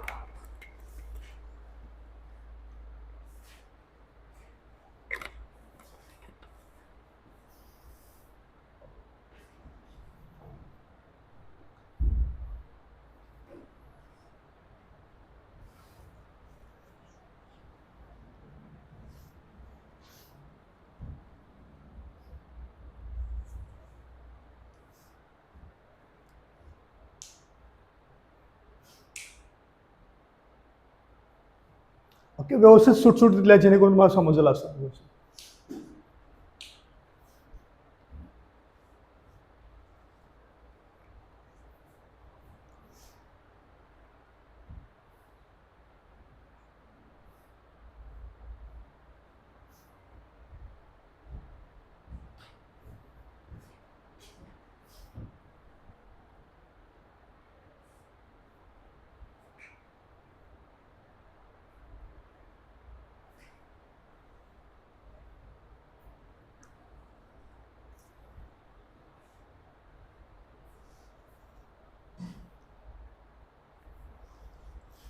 फिनिश झालं. ओके, सो हे मार्कांचं डिस्ट्रीब्युशन आहे, एवढे क्वेश्चन्स असतात त्याच्यामध्ये. तुम्हाला एवढे क्वेश्चन्स हे करायचे, टार्गेट करायचे आहेत. टार्गेट करायच्या म्हणजे तुम्ही मॅक्झिमम क्वेश्चन सॉल्व्ह करू शकता, पण तुम्हाला कमीत कमी एवढे तरी बरोबर आणायचे आहेत, लक्षात ठेवा. ठीक आहे, रफ करू चालेल? हे रफ करू. चला बघा सगळ्यांनी मस्त. ओके, आता मी तुम्हाला बोलत होतो की एमपीएससी आणि युपीएससीची प्री जी आहे. ओके, एमपीएससी आणि युपीएससीची प्री जी आहे, प्री एक्झाम, याच्यामध्ये 2 पेपर असतात. एक असतो जीएसचा पेपर आणि एक असतो सीसॅटचा पेपर, लक्षात ठेवा. ठीक आहे, बघा आता जीएसचा पेपर मी तुम्हाला ऑलरेडी सांगितलाय. याच्यामध्ये तुम्हाला म्हटलो की 100 प्रश्न असतात आणि मार्क्स 200 असतात, लक्षात ठेवा. याच्यामध्ये जे आहेत ना, याच्यामध्ये 80 प्रश्न असतात. किती प्रश्न असतात? 80. आणि याचे पण मार्क्स किती? 200 आहेत, 200. मग याच्यामध्ये एक क्वेश्चन जो आहे त्याला 2 मार्क आणि याच्यामध्ये एक क्वेश्चन जो आहे त्याला काय? 2.5 मार्क आहे, लक्षात ठेवा. सीसॅट जो आहे ना, सीसॅट जसं मी तुम्हाला सांगितलं आता काय, की जीएसचा पेपर जो आता आपण बघितला त्याच्यामुळे तुम्हाला 65 मार्क कमीत कमी मिळेल. सॉरी 65 क्वेश्चन जे आहेत कमीत कमी तुम्हाला सॉल्व्ह करायचे आहेत आणि बरोबर आणायचे आहेत ते, जेणेकरून तुम्ही पास होणार, मेरिटमध्ये येणार तुम्ही. सीसॅटचं तसं नाहीये. सीसॅटचं तुम्हाला क्वालिफाय व्हावं लागतं. ओके, एवढे मार्क्स मिळाले तुम्हाला फिनिश असं. म्हणजे याच्यामध्ये ना जवळजवळ आहे ना बघा, आता हा क्वेश्चन हा पेपर जो आहे हा 200 मार्काचा आहे. याच्यामध्ये जवळजवळ तुम्हाला ना 66 आणावे लागतात. ओके, आपण मॅक्स काय बघूया 70 मार्क्स. मग 200 पैकी 70 मार्क मिळू शकतात ना आरामात. ओके, तुम्ही अभ्यास किती जरी केला तरी पण तुम्हाला येणारच येणार आहे, कळलं का? हे सो हे ना क्वालिफाईंग आहे. 70च्या वरती एक जरी मार्क मिळाला तुम्हाला तरी पण त्याचा काय अर्थ नाही, लक्षात ठेवा. 70च्या वरती एक जरी मार्क मिळाला किंवा 200 पैकी 199 मिळालं तुम्हाला, त्याचा काहीच फायदा नाही, कळलं? तुम्हाला फक्त 70 मार्क मिळवायचे त्याच्यामध्ये, एवढं लक्षात ठेवा. किती पैकी? 200 पैकी. कशा कोणत्या पेपरमध्ये? सीसॅट मध्ये. ओके, पण मग तुम्ही विचार करायला फायदा काय, आपण एवढी मेहनत करणार सीसॅट साठी, एवढी मेहनत करणार, पण याचा फायदा तुम्हाला कुठे येणार माहिती का? कंबाईंड बी आणि सी एक्झाम मध्ये येणार आहे. जर तुम्ही गणितचा आणि रिझनिंगचा, बुद्धिमत्ता ज्याला बोलतो आपण, त्याचा अभ्यास जर एकदम व्यवस्थित केला, भारी एकदम, कंबाईंड बी आणि सी सर्व्हिसेस मध्ये तुम्हाला चांगले मार्क्स येतील. म्हणजे जे 20-22 प्रश्न येतात ना, त्याच्यापैकी 15-16 प्रश्न तुम्ही असे सॉल्व्ह कराल जर तुमचा हा अभ्यास तगडा झाला तर, एकदम, कळलं? मग भले इथे तुम्ही क्वालिफाय आहे, पण तुम्हाला कंबाईंड बीएनसी सर्व्हिसमध्ये ना चांगले मार्क्स मिळू शकतात जर तुम्ही ना बुद्धिमत्ता आणि बीजगणित ज्याला बोलतो आपण त्याचा अभ्यास चांगला केला तर, लक्षात ठेवा. ठीक आहे, तो हे असं गणित आहे. हे बघितलं आपण प्री संदर्भात. कोणत्या? एमपीएससीच्या प्री संदर्भात. आता आपण यूपीएससीची प्री आहे ना ती थोडक्यात बघूया आपण, कारण ती खूप डिटेलमध्ये आहे, मी तुम्हाला व्यवस्थित सांगेल नंतर. इथे आपण थोडक्यातच बघूया आपण. ठीक आहे, so let's talk about the UPSC pre. Okay, यूपीएससीच्या प्री बद्दल बघूया आपण. हे आहे यूपीएससी प्रीची एक्झाम. यूपीएससी पण तेच आहे, सेम आहे. प्री एक्झाम जे आहे 2 पेपर असतात. ओके, एक आहे जीएसचा पेपर आणि एक आहे सीसॅटचा पेपर, लक्षात ठेवा. पॅटर्न सेम आहेत, 100 प्रश्न आणि इथं 80 प्रश्न. इथे किती आहेत? 100 प्रश्न आणि इथे आहे 80 प्रश्न. ओके, 200 मार्क आणि इथे पण काय 200 मार्क असे आहेत, लक्षात ठेवा. क्वालिफिकेशन सेम आहे, तिकडे पण तुम्हाला 66 ते 70 मार्क्स काढावे लागतात. क्वालिफाय आहे कोणतं? सीसॅट. ओके, सीसॅट काय आहे? क्वालिफाईंग आहे. Okay, CSAT qualify. फक्त जीएस आहे ना, जीएस तुम्हाला माहिती आहे यूपीएससी नॅशनल लेवलची एक्झाम आहे, सुपर क्लास 1 पोस्ट आहेत त्याच्यामध्ये, त्याच्यामुळे याची लेवल ऑफ डिफिकल्टी जी आहे ती थोडीशी जास्त असते. ओके, मी काय म्हटलो? Level of difficulty. Level of difficulty जास्त आहे. आता उदाहरणार्थ बघा, एमपीएससी महाराष्ट्र संदर्भात आहे, यूपीएससी जे आहे पूर्ण नेशन आणि वर्ल्ड वगैरे वगैरे आहे. सो अर्थातच अभ्यास तुम्हाला जास्त करावा लागणार त्याचा. ठीक आहे, पण त्याला पण घाबरून चालायचं नाही, लक्षात ठेवा. म्हणजे अभ्यास केला तर सगळ्याच गोष्टी सोप्या असतात. ओके, बघा आता यूपीएससीची पण प्री आहे ना, सेम आहे पॅटर्न. मी आता याला डिव्हिजन नाही करणार. ओके, डिव्हिजन नाही करणार, जसं एमपीएससी मध्ये मगाशी केलं बघा. एमपीएससी मध्ये कसा फिक्स पॅटर्न आहे, यूपीएससी मध्ये फिक्स पॅटर्न नाही, पहिलं सांगतो तुम्हाला. मग इतिहासाला किती प्रश्न येतील, मग जॉग्राफीला किती प्रश्न येतील, पॉलिटीला किती प्रश्न येतील. ओके, नंतर मग आहे इकॉनॉमिक्स आहे, त्याला किती प्रश्न येतील, जनरल सायन्स आहे आणि करंट अफेअर आहे. जनरल सायन्स आणि करंट अफेअर याला किती प्रश्न येतील ते नाही सांगू शकत, पण आपण एक स्टँडर्ड ठरवूया. स्टँडर्ड ओके, काय समजा आता हिस्ट्रीचे 10 प्रश्न आहेत. ओके, जॉग्राफीचे 10 प्रश्न आहेत, पॉलिटीचे 10 प्रश्न आहेत, इकॉनॉमिक्सचे 10 प्रश्न आहेत, जनरल सायन्सचे 10 प्रश्न. सांगा बरं किती झाले? किती झाले? 50 झाले. ओके, मग मी समजा असं बोललो करंट अफेअर आहे ना, करंट अफेअर ह्याला 50 प्रश्न येतील, मग तुम्ही शॉक पडणार. हे कधी ऐकलंच नाही. म्हणजे इनफॅक्ट जे लोक यूपीएससी करतात ना, म्हणजे ज्यांनी यूपीएससी जाणले व्यवस्थित, त्यांनाच माहित आहे की करंट अफेअरचं किती महत्वाचा रोल आहे ऍक्च्युली. मग आता आपण इनडायरेक्टली 50 पकडूया आपण. ओके, मग आता कसं ते सांगतो तुम्हाला. ठीक आहे, कसं ते सांगतो. करंट अफेअर संदर्भात यूपीएससी जास्तीत जास्त प्रश्न विचारत असते. उदाहरणार्थ सांगतो तुम्हाला. उदाहरणार्थ आता समजा तुम्ही इतिहास वाचला. ओके, एन्शियंट म्हणजे आधुनिक भारताचा इतिहास बोला, किंवा जे आहेत पूर्वी मेडिव्हल मध्ये मध्ययुगीन भारताचा किंवा प्राचीन भारताचा, असे 3-4 इतिहास वाचले तुम्ही पुस्तक. मग त्या 3-4 इतिहासावर तुम्हाला 10 ते 12 प्रश्न येणारच येणार. ओके, कारण येणार आहे, कारण सिलेबस आहे. पण समजा आता हे 2026 चालू आहे. ओके, 2026 चालू आहे. तुम्ही मागे जावा. मागे गेल्यानंतर काय आहे? 1926. मग 1926 मध्ये समजा एखादी घटना झाली असेल किंवा एखादी संघटना बनलेली असेल, कळलं का? एखादी घटना झाली असेल किंवा एखादी संघटना बनली असेल, त्या संघटनेला किंवा घटनेला ह्या वर्षी 100 वर्ष झालं ना, है ना, 100 वर्ष झालं. मग युपीएससी काय करणार? मग ते विचारणार तुम्हाला. मग आता करंट आहे ना, कारण 100 वर्ष झाले, मग इथे येणार. मग इथे ऍड झाला एक प्रश्न करंट अफेअरचा. हा ओके. असे 3-4 प्रश्न यायचे, म्हणजे याचे प्रश्न जवळजवळ 15 बनून जातात. मग 15 बनून जातात का? कारण त्याच्यामध्ये 3-4 प्रश्न करंट अफेअर संदर्भात विचारतात. सेम जॉग्राफीमध्ये आता बघा, फॉर एक्झाम्पल इस्रायल आणि इराणचं युद्ध चालू आहे. समजा एखादी जागा जी आहे ती खूप फेमस आहे, तिकडे बॉम्ब टाकतात. ओके. युपीएससी त्या जागेसंदर्भात विचारणार. झालं जॉग्राफी. म्हणजे नॉर्मली जॉग्राफीवर 10 प्रश्न येणारच आहे तुम्हाला, की जॉग्राफी काय असतं, ओके, अर्थक्वेक काय आहे, व्होल्कॅनोज काय आहे, हे सगळं विचारणार तुम्हाला. पण सोबतच करंट अफेअर चालू घडामोडीमध्ये जॉग्राफी संदर्भात काही प्रश्न बनू शकतात का? मग ते इथे विचारतात. आणि सेम पॉलिटी संदर्भात, म्हणजे प्रेसिडेंटचा काय प्रॉब्लेम झालाय का, गव्हर्नरचा काय प्रॉब्लेम झालाय का, या सगळ्या गोष्टी इथे विचार. इकॉनॉमिक्समध्ये आरबीआयने काय नवीन धोरण आणलंय का, किंवा पैशा संदर्भात काय इश्यू झालाय का, किंवा इंटरनॅशनल इम्पोर्ट एक्सपोर्ट ट्रेड काय इश्यू झालाय का, मग इथे विचारणार असं. आणि मग जनरल सायन्समध्ये तुम्हाला माहिती आहे सायन्स अँड टेक्नॉलॉजीच्या गोष्टी आहेत काय काय, कोणत्या. फॉर एक्झाम्पल AI सध्या प्रचलित आहे. ओके. अजून नवीन गोष्टी येत राहतात, त्या याच्यामध्ये विचारतात. म्हणजे थोडक्यात सांगायचं तात्पर्य काय माहिती आहे का, की युपीएससीची एक्झाम जर तुम्ही देत असाल ना, तर त्याच्यामध्ये ना करंट अफेअर जे आहे, चालू घडामोडी, ते खूप महत्वाचा रोल प्ले करते. लक्षात ठेवा. कळलं? Are you getting my point? तुम्हाला समजतंय मला काय बोलायचं ते? ठीक आहे. हे असं आहे याच्या संदर्भात. लक्षात ठेवा. प्री युपीएससीची प्री. युपीएससीच्या प्री संदर्भात आपण डिटेलमध्ये चर्चा करू आपण. No matter about that. ठीक आहे. आणि आता राहता प्रश्न याचा, ओके, हे नका लिहू, काय इश्यू नाही याचा. ठीक आहे, आपण बघूया नंतर. आता आपण बघा आतापर्यंत काय काय चर्चा केली त्याच्या संदर्भात आपण बघूया.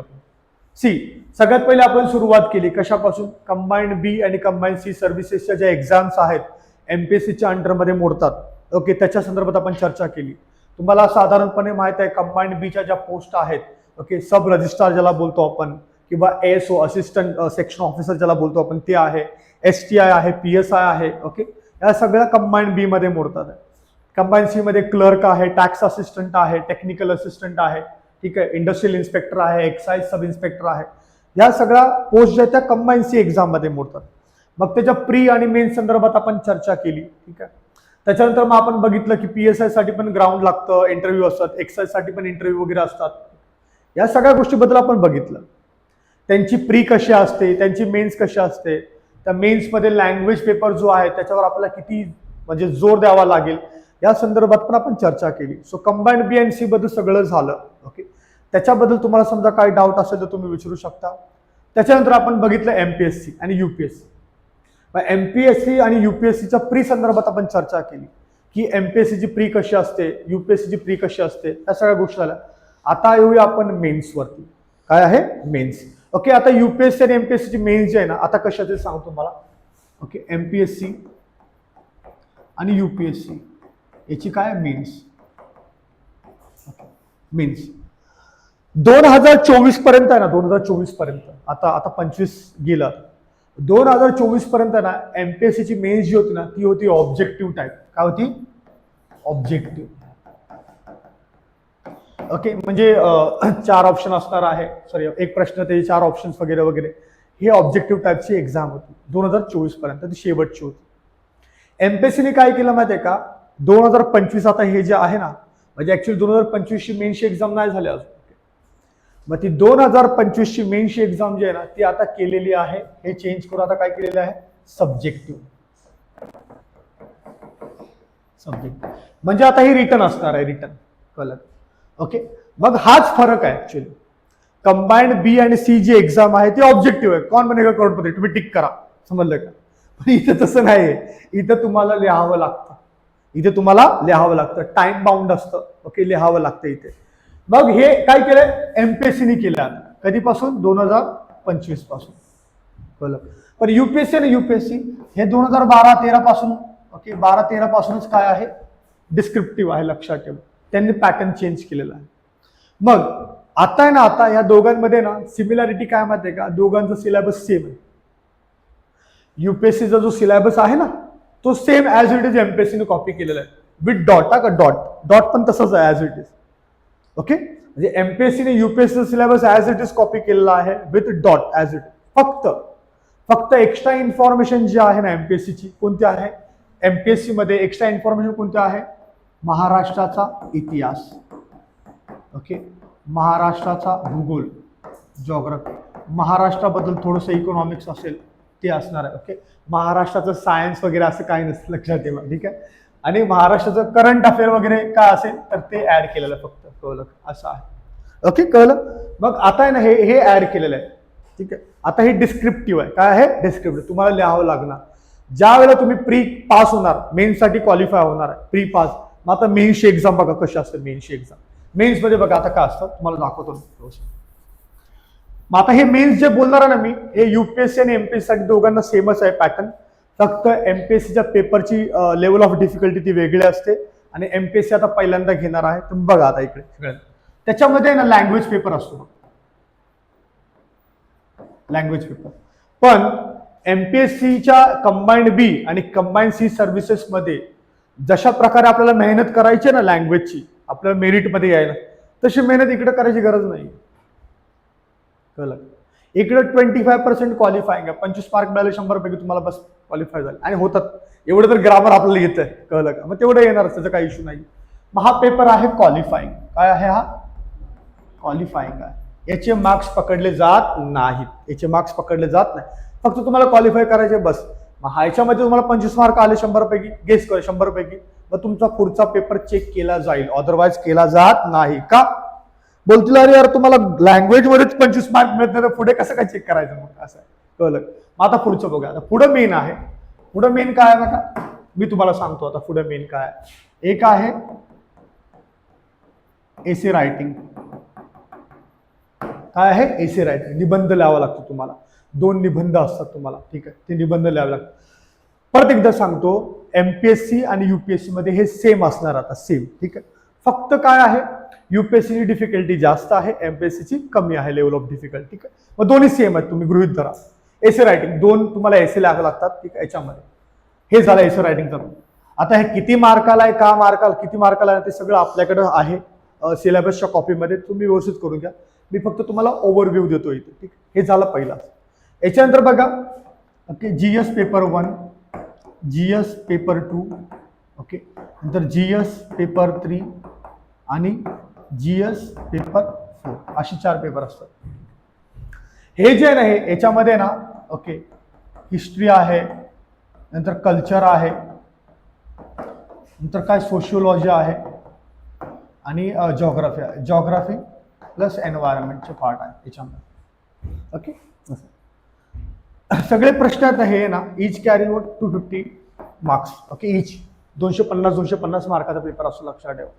पेपर 2 मध्ये मग पॉलिटी आणि गव्हर्नन्स वगैरे हा पार्ट आहे त्याच्यामध्ये. पेपर 3 मध्ये ओके, याच्यामध्ये पॉलिटी गव्हर्नन्स आहे प्लस गव्हर्नन्स. ठीक आहे. पेपर 3 मध्ये okay, economics plus general science plus technology हे विषय असतात. आणि हे आहे इथिक्स. एथिक्स. मी आहे ना, मी नेहमी जेव्हा सांगतो ना तेव्हा एकच गोष्ट सांगतो, जर तुम्हाला जीएसच्या पेपरमध्ये पास व्हायचं असेल किंवा तुम्हाला ना युपीएससीच्या मेरिटमध्ये यायचं असेल, एमपीएससीच्या मेरिटमध्ये यायचं असेल ना, तर 2 विषयावर जास्त लक्ष द्या. ओके, 2 विषयावर. किंवा तुम्ही काय करायचं, प्रायोरिटी ठरवायची की बाबा मी ह्या विषयाला जास्त फोकस करणार आहे. प्रायोरिटी कशी ठरवणार बघा. सगळ्यात मेन पेपर बघा याच्यामध्ये हा आहे, हा इथिक्स. मार्क देणारा, मार्क. ओके, इथे काय लिहू नका, फक्त समजून घ्या वाटलं सर, मार्क्स देणारा पेपर आहे. याच्यानंतर जर तुम्हाला कोणता करायचं तर हा करा, पॉलिटी अँड गव्हर्नन्स, कारण हे मार्क्स देणार आहे, मार्क्स. ओके, त्याच्यानंतर कोणता करायचा असेल तर मग हा करा 3 नंबरचा, आणि सगळ्यात शेवटी हा करा. कळलं? म्हणजे हे कमी जरा वेटेज वाईज, कारण इथे खूप मेहनत आहे बघा, भरपूर विषय आहेत. पण इथे कमी विषय आहे, चांगली मेहनत करा, चांगले मार्क्स येणार तुम्हाला. कळलं? असं हा दुसरा पार्ट झाला बघा, एसी रायटिंग आहे आणि हा पेपरचा असं.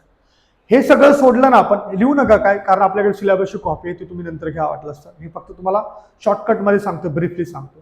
याच्यानंतर जे मेन आहे ना ते हे आहे, काय आहे माहिती आहे का, हे ऑप्शनल पेपर.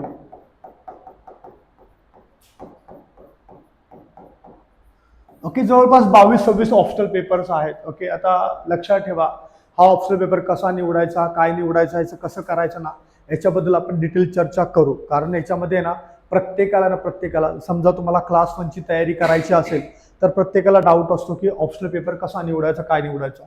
मी तर तुम्हाला आतापासून सांगतो की तुम्ही काय करा, यूट्यूब करा, यूट्यूबला जावा, गुगल करा आणि चांगला ऑप्शन सब्जेक्ट कोणता आहे माझ्यासाठी म्हणजे माझ्यासाठी नाही तुमच्यासाठी असं. ओके, शोधा तुम्ही. ओके, 1 महिना शोधा. 1 महिन्यानंतर आहे तुम्हाला त्याचं टेन्शन नसलं पाहिजे की माझा हा ऑप्शनल पेपर आहे, पण तुम्ही निवडा. समजा तुम्हाला जमतच नसेल निवडायला तर वी आर देअर, आम्ही आहोत.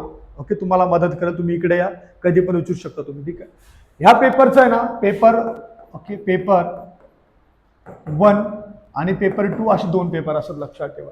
म्हणजे एसे रायटिंग झालं, जीएस पेपर 1, 2, 3, 4 झालं आणि नंतर मग हे पेपर असतात. अशी खूप मोठी प्रोसेस असते एक्झामची. कोणत्या? मेन्सच्या. कुणाच्या? एमपीएससीच्या, युपीएससीच्या क्लास 1 सर्व्हिससाठी. कळलं? क्लास 1 सर्व्हिससाठी. आता या सगळ्या गोष्टी आपण बघितल्या.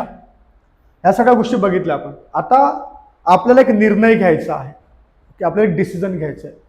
बघा, आता समजा तुम्हाला ना क्लास 1 सर्व्हिसेस करायचे आहे तर त्याच्यासाठी एक लॉंग टर्म गोल आखावा लागेल तुम्हाला, पहिले सांगतो. आणि त्यासाठी खूप म्हणजे मला वाटतं 1-2 वर्ष तरी मेहनत घ्यावी लागते. 2 वर्ष किमान. कळलं का? 2 वर्ष मेहनतीचे कुणाला भेटायचं नाही, काय नाही, अभ्यास आणि अभ्यासच आहे. कळलं?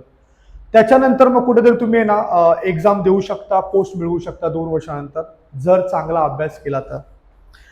मोस्ट प्रोबॅबली आमचा फोकस का असतो लक्षात ठेवा. आमचा फोकस हा असतो की तुम्ही काय करा, त्याच्या खालच्या ज्या एक्झाम्स आहेत, क्लास 1च्या खालच्या ज्या एक्झाम्स आहेत, क्लास बी बोला, क्लास सी बोला, याची तयारी करा. याची तयारी केल्यानंतर ती पोस्ट मिळवा. ती पोस्ट मिळवल्यानंतर तुम्ही वाटलं तर 6 महिन्यांचं एक्सटेन्शन घ्या, अभ्यास चालू ठेवा तसाच. ओके, आणि मग क्लास 1ची तयारी करा. जर क्लास 1ची तयारी करताय ना तुम्ही, तर तुम्हाला बॅक ऑफ द माइंड हे टेन्शन असणार आहे की अरे मला नोकरी नाहीये, मला पैसा येत नाही. नोकरी तुमच्याकडे ऑलरेडी असणारच ना. ओके, क्लास बी का होईना, क्लास सी का होईना, उद्या तुमचं प्रमोशन होऊन तुम्ही कुठेतरी क्लास 1 ऑफिसर बनणारच. समजा तुम्ही आज क्लास बी ला सिलेक्ट झाले. ओके, मग काही समजा कमी वयामध्ये, तर ऍट दी एज लाईक रिटायरमेंटची एज जेव्हा येते तेव्हा तुम्ही फॉर एक्झाम्पल आता विषय घ्या एएसओचा. समजा तुम्ही आता एएसओ बनला ना, उद्या एसओ बनणार 6-7 वर्षांनी, 8 वर्षांनी. कळलं का? ओके, नंतर मग काय अंडर सेक्रेटरी बनू शकता तुम्ही. ओके, अंडर सेक्रेटरी बनू शकता. ओके, नंतर मग डेप्युटी सेक्रेटरी बनू शकता. डेप्युटी सेक्रेटरी म्हणजे हे सगळं क्लास 1 साठी, क्लास 1 ऑफिसर आहेत सगळे. हे प्रमोशन होतं. म्हणजे समजा तुम्ही आता एएसओ साठी सिलेक्ट झाला ना, मग हा जो गॅप आहे हा पकडू आपण 15 ते 20 वर्षाचा गॅप. एवढी तुमची जवळजवळ 30 वर्षाची नोकरी तरी होते, 30-35 वर्ष. तोपर्यंत तुम्ही ऑफिसर बनता क्लास 1, जर तुम्ही क्लास बी ची तयारी करत असाल तर. कळलं का? समजा तुम्हाला क्लास 1च करायचा आहे ना, मग तुम्ही लॉंग टर्म साठी अभ्यास करावा लागेल तुम्हाला. असं माझं तर म्हणणं हेच आहे की दोन्ही पण चांगलं आहेत. मी असं नाही म्हणत की वाईट आहे. क्लास 1 मिळालं तर ऑब्व्हियसली यार सोनावून पिवळं होईल. पण क्लास बी आहे किंवा ज्यांना असं वाटतं की मला एवढा अभ्यास झेपणार नाही वगैरे, त्यांनी क्लास सी ची किंवा क्लास बी ची तयारी करा, एक पोस्ट मिळवा. सरकारी नोकरी पाहिजे ना तर मिळून जाणार तुम्हाला. एकदा सरकारी नोकरी मिळाली तर त्यामध्ये प्रमोशन होतच जातं. कळतं का मी काय बोलतो ते? सो हे सगळं एक्झामचं पॅटर्न झालं. ओके, सो मी तुम्हाला फक्त एकच प्रश्न विचारतो की आपण आतापर्यंत एवढं जे बघितलंय याच्यामध्ये तुम्हाला काही डाऊट आहेत का? हॅलो, काही डाऊट असेल तर विचारा बिंदास. ओके, समजा डाऊट नसेल तर मग आपण सेकंड पार्ट कडे वळूया आपण. ठीक आहे, आय होप तुम्हाला कंटाळा आला नसेल. हॅलो, ठीक आहे. सेकंड पार्ट जो आहे ना याच्यामध्ये तो आहे resource material. Okay, resource material तुम्हाला मी ऑलरेडी सांगितलं की मी तुम्हाला जॉग्राफी शिकवणार आहे, पॉलिटी शिकवणार आहे. रिसोर्स मटेरियल आपण आज जॉग्राफीचं बघणार आहोत. ठीक आहे, सो जॉग्राफीचं बघा, रिसोर्स मटेरियल, रिसोर्सेस. सो जॉग्राफीसाठी कोणती पुस्तकं वाचली पाहिजे, कोणती नाही ना, त्याच्या संदर्भात आपण बघूया. ओके, सो तुम्ही लिहून घेऊ शकता, मी सांगेल ते. सगळ्यात पहिलं आपण काय करूया, कंबाईंड बी आणि कंबाईंड सी पासून स्टार्ट करूया. ओके, कंबाईंड बी आणि सी या सर्व्हिसेसच्या ज्या एक्झाम्स आहेत त्याच्यासाठी जॉग्राफीसाठी काय वाचावं लागेल ते तुम्हाला सांगतो मी. ठीक आहे, पहिलं लिहून घ्या, नंतर मी सांगतो तुम्हाला, मग त्या गोष्टी लिहून घ्या तुम्ही. ठीक आहे,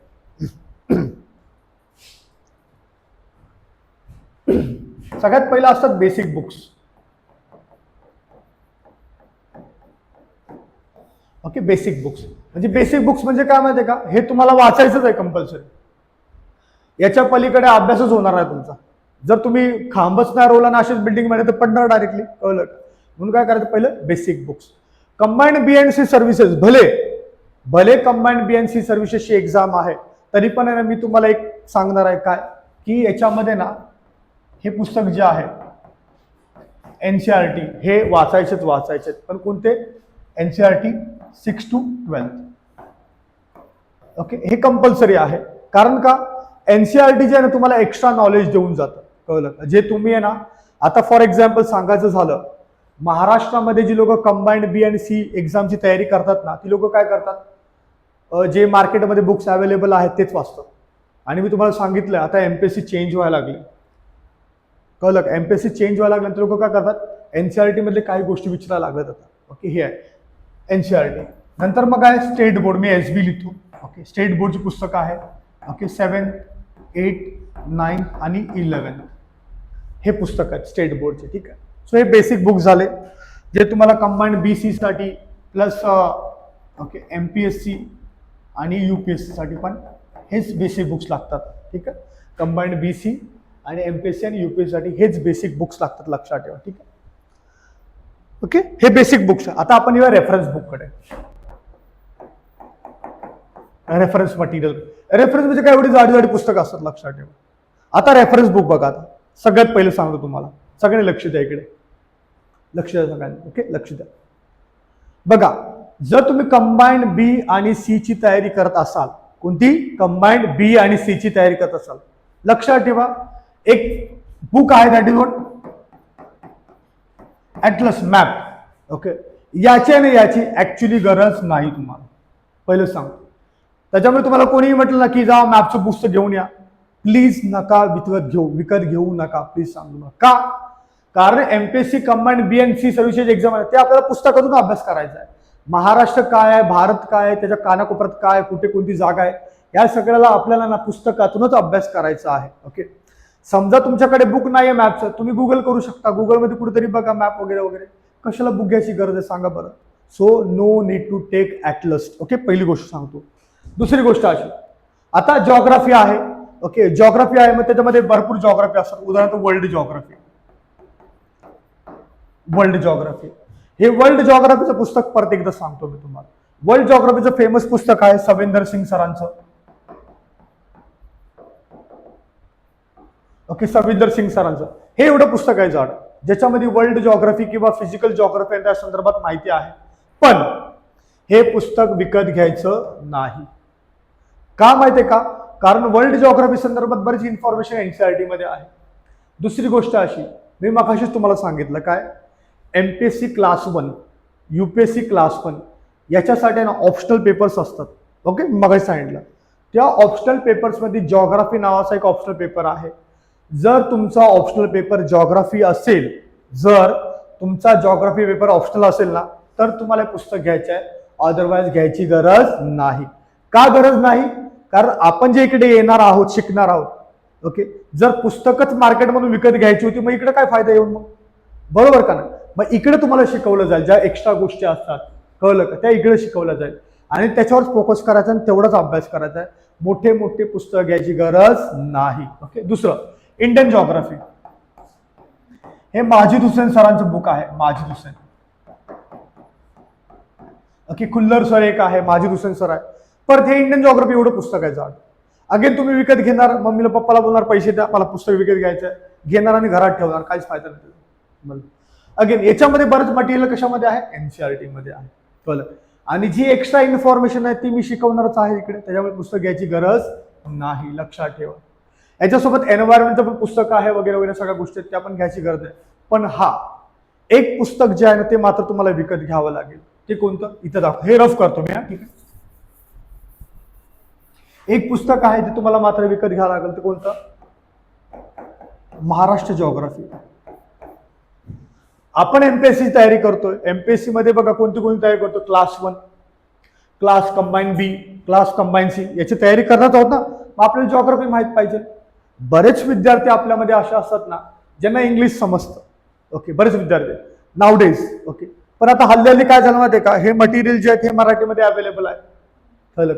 पण डोंट वरी अबाउट दिस, हे सगळ्या गोष्टी मी हिंदी, इंग्लिश, मराठी तिन्ही लँग्वेजमध्ये सांगणार आहे, त्याच्यामुळे काय टेन्शनच नाही. पण हे पुस्तक तुम्हाला घ्यावं लागेल. कोणतं माहिती आहे का, आता 2-3 बुक्स आहेत. ओके, याच्यातलं कोणतं पण एक विकत घ्या. फॉर एक्झाम्पल मास जॉग्राफी एक आहे, दीपस्तंभ पुस्तक आहे, जे मार्केटमध्ये अवेलेबल आहे, ज्याच्यामध्ये मस्तपैकी एकदम बोलतो ना आपण चांगले डायग्राम वगैरे आहेत, सगळं आहे. सौदी सरांचं पुस्तक आहे. ओके, सौदी सरांचं पुस्तक आहे, खतीब सरांचं आहे. सो हे पुस्तक आहेत मार्केटमध्ये बघा. ओके, याच्यापैकी तीन नाही घ्यायचं ना का, एकच कोणतं तरी घ्यायचं तुम्हाला, ज्याची लँग्वेज आवडेल. ओके, जे कलरफुल वाटेल तुम्हाला ते पुस्तक घ्या तुम्ही. पण कसलं आहे, महाराष्ट्र जॉग्राफीचं. कसं आहे, महाराष्ट्र जॉग्राफी. ठीक आहे, हे एक पुस्तक, याच्यापैकी एक पुस्तक तुम्हाला विकत घ्यायचं आहे. ठीक आहे, चला याच्यापैकी एक पुस्तक तुम्हाला विकत घ्यायचं आहे. लिहिलंय सगळ्यांनी? आता बघा पुढे, मी तुम्हाला ऑलरेडी सांगितलंय की बेसिक बुक्स आहेत कोणते, एनसीईआरटी आणि स्टेट बोर्ड. हे पुस्तक आहेत, हे पुस्तकं विकत घ्यायचे नाही. मग काय करायचं, काय करायचं डाउनलोड करायचं. तुमच्याकडे टॅब असेल, मोबाईल असेल, लॅपटॉप असेल, त्याच्यामध्ये डाउनलोड करा. विकत घेऊ नका, कारण एवढे जाडे पुस्तक होऊन जातील. ते डाउनलोड करा, समोर ठेवा, त्याचा बघून अभ्यास करा, नोट्स बनवा. कळलं का? मी तर म्हणतो एकदा गो थ्रू करा. जे काय आम्ही शिकवणार आहे इकडे तिकडे ते एनसीईआरटी वगैरे सगळं मिक्स असणार आहे त्याच्यामध्ये. पण माझी अशी इच्छा आहे की तुम्ही ते एकदा गो थ्रू केलं पाहिजे. फक्त विकत नका घेऊ, कारण मोठे बल्की पुस्तकं असतात. पण समजा तुम्हाला जमतच नसेल, मोबाईलमध्ये वाचता जमत नसेल, लॅपटॉपमध्ये जमत नसेल, टॅबमध्ये जमत नसेल, मग विकत घ्या वाटलं असतं. ओके, म्हणजे हा पर्याय सांगतोय तुम्हाला. Otherwise don't purchase anything. जोपर्यंत मी तुम्हाला सांगत नाही की हे विकत घ्या, तोपर्यंत विकत घेऊ नका. ठीक आहे. आता तिसरी महत्वाची गोष्ट, ही एक झाली. आता तिसरी महत्वाची गोष्ट बघा, स्टेट बोर्ड बुक्स तर अवेलेबल आहे, इंग्लिश मराठीमध्ये दोन्हीमध्ये अवेलेबल आहे. आता तिसरी महत्वाची गोष्ट कोणती बघा, तुम्हाला सांगतो. एनसीईआरटी. काय आहे एनसीईआरटी? हे एनसीईआरटी जे आहेत ना, याचे बुक्स जे आहेत ना, हे दोनच लँग्वेज मध्ये अवेलेबल आहे. एक आहे इंग्लिश, एक आहे हिंदी. ओके, सो इंग्लिश आपण प्रॉपरली करू शकतो. ओके, ज्यांचं इंग्लिश बॅकग्राऊंड आहे ते लोक. हिंदी आपल्याला तोडकं मोडतो, क्या रे तू किधर गया वगैरे वगैरे येते आपल्याला हिंदी. फक्त काय आपण शाळेच्या लेवलला किंवा कॉलेजला समजा तुम्हाला हिंदी असेल त्यावेळेला ते येणार. पण ऍज सच याचं हिंदी खूप डिफिकल्ट असतं, त्याच्यामुळे ते समजत नाही. तो लोचा हो जाता है प्रॉपरली. सो याचा प्रॉब्लेम कसा सॉर्ट आउट करायचा तर हा आहे, ज्या लोकांना मराठीमध्ये अभ्यास करायचा आहे किंवा ज्या लोकांना इंग्लिश समजत नाही ना, त्या लोकांसाठी मराठीमध्ये एनसीईआरटी आहे. ओके, मराठी. ओके, हे पुस्तक विकत घ्यायचं आहे कुणाला? ज्या लोकांना इंग्लिशमध्ये एनसीईआरटी समजत नाही त्यांच्यासाठी. ठीक आहे, मराठीमध्ये एक फेमस पुस्तक आहे quick learn publication.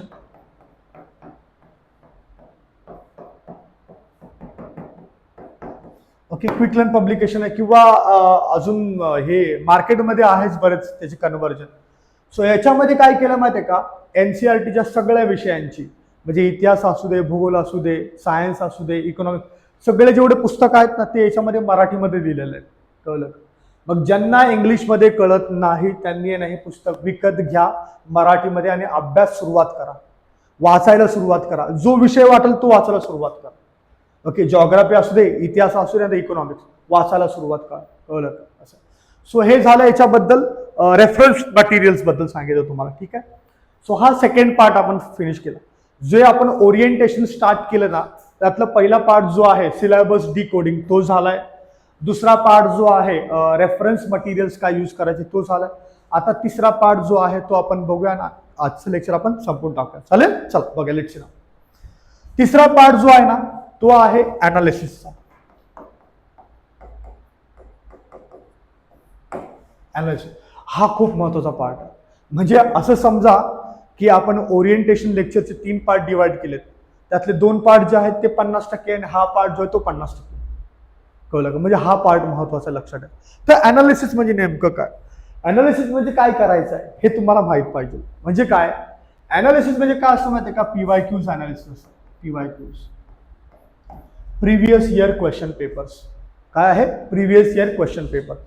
Previous year question paper कशा असतात माहिती आहे का? समजा आता तुमचा एखादा मित्र कुठेतरी फिरायला गेला लांब मस्तपैकी, फॉर एक्झाम्पल आपण बघूया दुबईला नको, आता दुबईला मारामारी चालू आहे नको, आपण हे बघूया ऑस्ट्रेलिया. ठीक आहे, ऑस्ट्रेलियाला बघूया आपण. ऑस्ट्रेलियाला जाऊन आला, ठीक आहे, आणि तुमच्या चाळीमध्ये आला किंवा बिल्डिंग मध्ये आला, कुठे राहतो तिकडे आला, ठीक आहे. मग तो म्हटला अरे मी ऑस्ट्रेलियाला जाऊन आलोय, भारे हे भारे ते भारे. मग तुमच्या मनामध्ये पण नरकी यार मला पण जायचं आहे, कळलं का? मग मला सांगा, तुम्ही त्याला न विचारता जाणार का? असंच भटकायला जाणार तिकडे का? त्याला विचारणार थोडंफार अरे कसं जायचं, काय जायचं, कुठे काय चांगलं, कुठे काय नाही, ते विचारणार का नाही विचारणार? समजा तुम्ही नाही विचारलं, समजा तुम्ही त्याला नाही विचारलं की हा जाऊ दे कोण विचारताय, मी नाही विचारणार, आणि तुम्ही गेला फिरायला, तुम्हीच भरकटणार ना. अरे इकडंच काहीतरी बोललेलं तो, अरे तिकडेच. मग तुम्ही ह्याला विचार, त्याला विचार, त्याला. अरे मी काय म्हणतोय, याला त्याला विचारण्याच्या ऐवजी तुम्ही ह्यालाच विचारा ना, जवळच आहे तो. त्याला विचारा बाबा मला ऑस्ट्रेलियाला जायचं आहे, तिकडे कोणते कोणते फेमस स्पॉट्स आहेत ते सांग मला, किती खर्च होते ते सांग मला, कसं मी माझा खर्च वाचू, कुठे नको जाऊ. म्हणजे सांगायचं तात्पर्य काय आहे की जायचं तर आहेच आपल्याला, पण कुठे नको जाऊ हे पण सांगल तू, की बाबा इकडे नको जाऊ, इकडे काय फायदा नाही जाऊन तुझा, उगाच वेस्ट ऑफ टाइम. सो ते काय आहे, आपल्याला गाईड करणारा कोण आहे, गाईड करणारा. आणि तोच गाईड करणारा कोण आहे, PYQs. कळलं? म्हणजे तुमचा अभ्यास भरमसाठ आहे, खूप मोठा अभ्यास आहे तुमचा, कळलं का? पण त्या अभ्यासामध्ये ना नेमकं कशावर फोकस करायचं, कोणत्या गोष्टी अवॉइड करायच्या, या सगळ्या गोष्टी तुम्हाला कोण शिकवणार आहे, PYQs. मग PYQs जे ना प्रिव्हियस इयर क्वेश्चन पेपर्स, मी तर म्हणतो तुम्हाला ना कमीत कमी तुमच्या ना मागचे 10 वर्षाचा पेपर तरी बघून झाले पाहिजे, 10 वर्षाचे पेपर, ठीक आहे. पण हे जे आहेत ना हे आता मार्केटमध्ये इझिली अवेलेबल आहे. मग तुम्हाला माहित आहे 21,000 प्लस जे आहे ना पुस्तक आहे. ओके, आता हे दोन्ही लँग्वेजमध्ये अवेलेबल आहे, इंग्लिशमध्ये पण आणि मराठीमध्ये पण, दोन्ही लँग्वेजमध्ये अवेलेबल आहे. एवढं जाड पुस्तक आहे आपल्याकडे अवेलेबल आहे, तुम्ही बघा ना. हे पुस्तक विकत घ्यायचं आहे, परचेस. काय करायचं, परचेस. असेल 700-800 रुपयाला असेल पुस्तक, पण घ्यायचं आहे. ओके, मी काय केलेलं, पुस्तक घेतलेलं. का घेतलेलं? कारण ह्या पुस्तकामध्ये ना, ह्या बुकमध्ये ना चॅप्टर वाईज क्वेश्चन दिलेले आहेत. उदाहरणार्थ आता समजा मी शिकवतोय तुम्हाला अर्थक्वेक आणि व्होल्कॅनो शिकवतोय, भूकंप आणि ज्वालामुखी शिकवतोय. तर भूकंप आणि ज्वालामुखीवर आतापर्यंत किती प्रश्न आले, कसे प्रश्न आले, ते याच्यामध्ये दिलेले आहेत. मग मी काय केलं माहितीये का, मी पुस्तक विकत घेतलं आणि मी काय केलं, फाडलं याला. एवढं जाड पुस्तक आहे, कुठे घेऊन जाऊ वजन. ओके, मी त्याला काय केलं, फाडलं आणि काय केलं, चॅप्टर वाईज स्टेपलिंग केलं ते, ह्या चॅप्टर जेवढे. मग समजा मला आज 3 चॅप्टर करायचे आहेत. ओके, फॉर एक्झाम्पल पॉलिटीचा एक करायचा आहे, जॉग्राफीचा एक करायचा आणि इकोचा एक करायचा. ते 3 चॅप्टरचे मग ते घेऊन यायचो मी. जसं चॅप्टर संपला मग मी बघायचं MCQs येतात का नाही मला. बोला, फाडायचं, मुद्दामून फाडायचं, जेणेकरून कोणी ऐकलं ना, हे अरे तुझ्याकडे पुस्तक मला दे ना, बोला नाही माझ्याकडे, कळलं का? मग ते ठेवायचं. कारण याच्यामध्ये काय माहिती का, हे काय, हे तुम्हाला गाईड करतं. कशासाठी? समजा तुम्ही एखादा चॅप्टर रीड केला तर त्याच्यावरती कशा प्रकारचे प्रश्न आलेत, प्रश्न कसे येऊ शकतात, काय येऊ शकतात, ते सगळं ना प्रश्न याच्यामध्ये दिलेले आहेत. त्याच्यामुळे हे पुस्तक तुम्हाला विकत घ्यायचं, कळलं? याचं आहे ना, याचं स्ट्रॉंगली अनालिसिस करायचं आहे. याचं स्ट्रॉंगली अनालिसिस कसं करतात, कसं नाही ना, ते मी तुम्हाला सांगणार आहे. सगळं व्यवस्थित करूया आपण. ओके, आता आपण काय करूया माहिती आहे का, एवढं सगळं केलंच. ओके, समजलं आपल्याला इथपर्यंत. सो तुम्हाला मी एक शेवटची काही मिनिटं देतो तुम्हाला. ओके, तुमचे काही डाऊट्स वगैरे असतील तर तुम्ही विचारा, कशा पण संदर्भात असेल तर विचारा. ओके, जर तुम्ही डाऊट विचारले तर मला असं वाटेल की बाबा तुम्ही ऍक्टिव्ह आहात तेवढे. तर तुम्हाला काही डाऊट नसेल तर इट्स ओके, काही इश्यू नाहीये. ओके, तरी पण मी एक्सपेक्ट करतो तुमच्याकडून की तुम्ही डाऊट काय असेल तर विचारू शकता. ठीक आहे. सो हे एकंदरीत असं झालं, आपण कंबाईंड बी अँड सी संदर्भात आपण सगळ्या गोष्टी जाणून घेतलेल्या आहेत. MPSC क्लास 1 सर्व्हिस किंवा UPSC क्लास 1 सर्व्हिस काय असतंय, त्याचा एक्झाम पॅटर्न जो आहे तो शॉर्टकटमध्ये बघितला आपण. नंतर रेफरन्स मटेरियल काय काय लागतात, स्पेशली जॉग्राफीसाठी. ओके, इथून पुढे उद्या पण जे आहे ओरिएंटेशन लेक्चर्स जे आहेत ते होणार आहेत. ओके, इकोचे होईल, पॉलिटिक्सचं होईल, करंट अफेअरचं होणार आहे, जनरल सायन्स. ओके, मी तुम्हाला आवर्जून रिक्वेस्ट करतो की तुम्ही ते लेक्चर अटेंड करा, कारण आपल्याकडे ना बेस्ट टू बेस्ट फॅकल्टीज आहेत. जर तुम्हाला कंबाईंड बी आणि कंबाईंड सीच्या एक्झाम्स लवकरात लवकर क्रॅक करून पुढे जायच्या, पोस्ट मिळवायचे ना, तर तुम्ही ते सगळे लेक्चर अटेंड करा प्रॉपरली, टाइमली. आणि मी तर तुम्हाला म्हणतोय की या सगळ्या गोष्टींमध्ये ना एक गोष्ट महत्त्वाची आहे की जे फॅकल्टी आहेत ते त्यांचं काम करणारा शिकवायचं, पण तुम्ही जास्तीत जास्त प्रश्न त्यांना विचारा, जेणेकरून काय होतं, तुमचा जास्तीत जास्त फायदा होऊ शकतो. कळलं का? सो आय होप की तुम्हाला इथपर्यंत सगळ्या गोष्टी कळलेल्या आहेत. समजा तुमचे काही क्वेश्चन्स असेल तर विचारा. ओके, आहेत काय क्वेश्चन तुमचे? हॅलो. ओके, हां हां, करंट अफेअर्ससाठी ह्याने विचारलं, बरं नाव काय बाळा? तेजस. हा, सो ह्याने जो प्रश्न विचारलाय ना, करंट अफेअरसाठी. करंट अफेअरचं पण ओरिएंटेशन होणार आहे आपल्या इकडे, त्याच्यामुळे मी डिटेलमध्ये जात नाही, ते सर सांगतील.